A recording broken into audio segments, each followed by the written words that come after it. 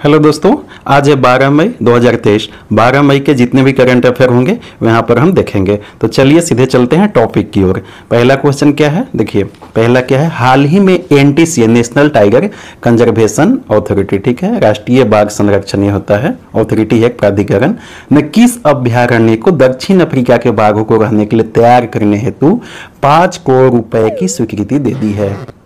ये गांधी सागर अभ्यारण्य, केन अभ्यारण्य, रातापानी अभ्यारण्य, दुर्गावती अभ्यारण्य, ये सभी अभ्यारण्य एमपी के हैं, ठीक है। आपको पता है केन अभ्यारण्य में दक्षिण अफ्रीका से लाए गए बाघों को रखा गया है।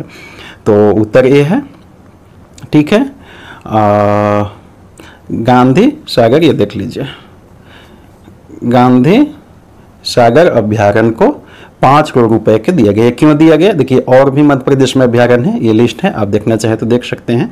ये क्यों दिया गया है, आप जानते हैं दक्षिण अफ्रीका से लाए गए बाघों को किन अभ्यारण्य में रखा गया है, तो उसकी कैपेसिटी अब पार हो जाएगी, ठीक है। जितना उसमें रहने की कैपेसिटी है, तो वहाँ पे ये इनके बच्चे होंगे, अब जन्म लेंगे तो कैपेसिटी पार हो जाएगी, तो पहले से उसके लिए प्रिपेयर रहना पड़ेगा, तो इसीलिए इनको दिया गया, ठीक है।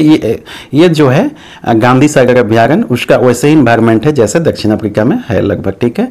देखिए यहाँ पे न्यूज आप देख लीजिए, नई दुनिया में छपा है। नई दुनिया आप जानते हैं एमपी का ही न्यूज़पेपर है, तो वहाँ के न्यूज़पेपर में ही आएगा, बाकी न्यूज़पेपर में तो ये नहीं है किसी में भी, तो जाहिर सी बात है। फिर भी ये बहुत इंपॉर्टेंट चीज़ है, आप जानते हैं बाघों से रिलेटेड हमेशा क्वेश्चन एग्जाम में आते रहते हैं। देख लीजिए, गांधी सागर अभ्यारण्य में अफ्रीका जैसा मैदान, चीतों को आएगा रास, ठीक है। आप चाहें तो नई दुनिया का पूरा पेज देख सकते हैं। ड्रोन से निगरानी करने वाला देश का पहला राज्य कौन बना, केरला, उत्तर प्रदेश, सी मध्य प्रदेश, डी उड़ीसा। कौन बना है, ये केरला। ड्रोन से निगरानी करने वाला मतलब वहाँ के पुलिस प्रशासन के पास अब ड्रोन होगा, ठीक है, निगरानी करने के लिए। ये न्यूज है, देख लीजिए। क्वेश्चन नंबर 3, हाल ही में WHO ने किसे वैश्विक महामारी की सूची से बाहर कर दिया, मंकी पॉक्स, कोरोना वायरस, उपयुक्त दोनों, इनमें से कोई नहीं। देखिए मंकी पॉक्स भी और कोरोना वायरस भी दोनों को बाहर कर दिया गया, ठीक है। ये देख लीजिए न्यूज है, ये मंकी पॉक्स का है, ये 5 मई का न्यूज देख लीजिए है, नई दुनिया का, नवभारत टाइम्स का है, और यहाँ पर देख लीजिए ये न्यूज है 5 घंटे जस्ट पहले का, आज ही का ये न्यूज है, ठीक है, द टाइम्स ऑफ इंडिया का। तो चले आगे, उत्तर क्या है, सी, उपयुक्त दोनों। क्वेश्चन नंबर 4, हाल ही में किस मंत्रालय ने पोषण भी पढ़ाई भी योजना लॉन्च किया है, ministry of health family welfare, पहला क्या है मतलब स्वास्थ्य विभाग, ministry of education, ministry of women's child development, और या इनमें से कोई नहीं। क्या उत्तर होगा, C, ministry of women's and child development ने यह किया जाएगा, ठीक है। तो यहाँ पे देख लीजिए, अभी स्मृति ईरानी है, इन्होंने जारी किया है पोषण Bhi Padhai Bhi, the flagship programme of MOWCD, मतलब इस मिनिस्ट्री का strength early childhood care and education, मतलब छोटे बच्चों के लिए आंगनबाड़ी वगैरह में जो जाते हैं पढ़ने छोटे बच्चे 3 साल 3.5 साल के, मिशन सक्षम आंगनबाड़ी एंड पोषण 2.0, ठीक है। Mission was launched during the national event organised by the WCD, की इनिशिएटिव स्ट्रेंथिंग ECC क्या है, ये है early childhood care and education, वही ECC है। विज्ञान भवन नई दिल्ली में ये किया जा रहा था, मिनिस्ट्री ऑफ चाइल्ड की तरफ से एक इवेंट, उसी में इसे लॉन्च किया गया है। और देखना चाहे तो इसके बारे में देख सकते हैं, 3 से 6 बरस के बच्चों के लिए है, ये आप याद रखिएगा, ठीक है। लगभग 14 लाख एकोस इंडिया में इसके तहत कवर किए जाएंगे। चले आगे, चलिए क्वेश्चन नंबर 5, हाल ही में जारी जल शक्ति मंत्रालय के डाटा के अनुसार कितने प्रतिशत गांव स्वच्छ भारत मिशन ग्रामीण, स्वच्छ भारत मिशन ग्रामीण चल रहा था, जानते हैं, के तहत ODF प्लस स्टेटस को प्राप्त कर लिया है। ODF नहीं, एक होता है ODF केवल, ओपन डेफिकेशन फ्री, एक ODF प्लस, प्लस में क्या हो जाएगा, उसी का थोड़ा स्टैंडर्ड रूप हो जाएगा स्वच्छता का। तो कितने प्रतिशत, 40%, 45, 50, 60, कितना होगा, उत्तर सी 50%। यहाँ पे देख लीजिए क्या है, 50%, ठीक है। ODF फ्री हो गया। आगे चले देखें, देखिए according to the data release by the ministry of Jal Shakti as per the May 10, 2023, 50% of total village in India achieves open defecation free plus status under phase 2 of the Swachh Bharat mission ग्रामीण। ये दूसरा phase चल रहा है, ठीक है। बाकी अब देख लीजिए ज़्यादा कुछ है नहीं। यहाँ पे आप देख लीजिए क्या है गोल्स थोड़ा सा, achieving Swachh Bharat mission phase 2 goals by 2024-25। और देखना चाहे तो यहाँ पे देख लें कौन से राज्य कितना आए हैं। टॉप परफॉर्मेंस स्टेट्स का यहाँ नाम दिया है ODF प्लस में, इसमें तेलंगाना 100%, कर्नाटका 99.5%, तमिलनाडु, उत्तर प्रदेश 95%, ठीक है। तो इसी तरह से सब आप देख सकते हैं, उतना इंपॉर्टेंट नहीं है फिर भी। हाल ही में भारत ने किस देश के लिए $1 बिलियन का क्रेडिट लाइन मार्च 2024 तक बढ़ा दिया है। क्रेडिट लाइन क्या होता है, डायरेक्ट ये लोन नहीं होता है कि इतना दे दिया गया, आप जिस तरह से यूज करेंगे उसके हिसाब से ये फिर और बढ़ाया जाएगा, ठीक है, उस तरह का होता है। तो श्रीलंका, मालदीव, भूटान, नेपाल क्या है उत्तर, है श्रीलंका, ठीक है।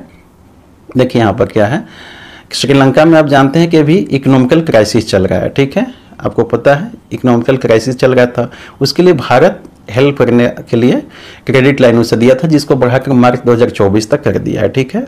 तो आइए देखते हैं क्या है। India has extended $1 billion credit line for the Sri Lanka by 1 year until March 2024, thus providing a backup infusion of dollars in essential imports। मतलब डॉलर उनको इन्फ्यूज किया जाएगा, डाला जाएगा श्रीलंका को, ताकि वो इसेंशियल चीज़ों को, आवश्यक चीज़ों को इंपोर्ट कर सके। The credit line is part of the $4 billion in the emergency assistant extended by the India during the peaks of Sri Lanka financial crisis 2022 में जो आया था, उसी में ये भारत $4 बिलियन के लिए उसे दिया था, विच वाज शेड्यूल्ड इंड इन मार्च 2020, जिसका ये मार्च 2020 में अंत हो रहा था, ठीक है। तो उसको बढ़ा के कर दिया है मार्च 2024 के लिए। तो ये $4 बिलियन का जो दिया गया था, इसे यूज करना होता है, यदि कोई देश यूज करेगा उतना ही उसे मिलेगा, तो जो यूज नहीं कर पाएगा वो समाप्त हो जाता है। लेकिन इसे 2024 तक बढ़ा दिया है, तो अभी $4 बिलियन में से श्रीलंका 2024 तक और जितना खर्च करना चाहेगा उतना कर सकता है, ठीक है। बाकी और यहाँ आप देखना चाहे देख सकते हैं, मेन चीजें हमने आपको बता दी। हाल ही में इसरो ने सेमी क्रायोजेनिक इंजन का सफलतापूर्वक परीक्षण कहाँ से किया, महेंद्रगिरी तमिलनाडु से, या human space flight centre Bengaluru से, C Indian institute of remote sensing Dehradun से, डी इनमें से कोई नहीं। क्या उत्तर होगा ये, महेंद्रगिरी से, ठीक है। सेमी क्रायोजेनिक इंजन का सफलतापूर्वक परीक्षण किया, महेंद्रगिरी पर्वत है आप जानते हैं तमिलनाडु में, ठीक है। चले आगे देखें, देख लीजिए आप यहाँ पे देख सकते हैं intermediate configuration of the 2000 kilo newtons का भार था, ठीक है। Semi cryogenic engine as the newly commissioned semi cryogenic integrated engine and the stage test facility at the ISRO propulsion complex in Mahendragiri, Tamil Nadu. The design and development of semi-cryogenic engine were undertaken by the liquid propulsion system, ठीक है, liquid propulsion system उसमें use किया गया है। बाकी आप देख लेंगे, साइंस का है तो आप थोड़ा डिटेल देख सकते हैं, साइंस के डिटेल भी इंपॉर्टेंट होता है, इसलिए मैंने स्लाइड लगा दिया है और आप देख सकते हैं उसे पॉज करके। इसरो की स्थापना 1969 में हुआ था, चेयरमैन अभी कौन है, एस सोमनाथ, हेडक्वार्टर कहाँ है, बेंगलुरु कर्नाटक में, आप याद रखिएगा, ठीक है। चलिए आगे, हाल ही में मॉस्को वुशु स्टार्स चैंपियनशिप 2023 में भारत ने कितने गोल्ड मेडल जीते, बताइए, 5, 10, 15, 17, कितने हैं, उत्तर बी, कितने जीते हैं, 10 गोल्ड मेडल जीते हैं भारत ने, ठीक है। चले देख लीजिए यहाँ पे 10 गोल्ड, 4 सिल्वर और 3 bronze, total 17 medal, total 17 medal जीते हैं, ठीक है। 2 मई से 8 मई 2023 तक हुआ था रसिया में, ठीक है। चलिए चले आगे, यहाँ पे आप देख सकते हैं किसने गोल्ड मेडल जो 10 जीते हैं उनके यहाँ नाम है, और किस चीज में जीते हैं, कोमल 52 kg जूनियर गर्ल्स में, दीपिका 56 kg जूनियर गर्ल्स में। तो ये केवल गोल्ड मेडल वाले का 10 लोगों का लिस्ट है, आप देख सकते हैं, ठीक है। हाल ही में नेशनल टेक्नोलॉजी डे कब मनाया गया, बताइए, 10 मई, 11 मई, 12 मई, या इनमें से कोई नहीं। क्या होगा उत्तर बी, 11 मई को मनाया गया, ठीक है। कहाँ मनाया गया, ये विज्ञान भवन में मनाया गया, देख लीजिए। National technology day annually observed across India 11 मई सेलिब्रेटेड रिकॉग्नाइज, ये किस लिए मनाया जाता है, मेन यहाँ पे आप देख लीजिए इसको।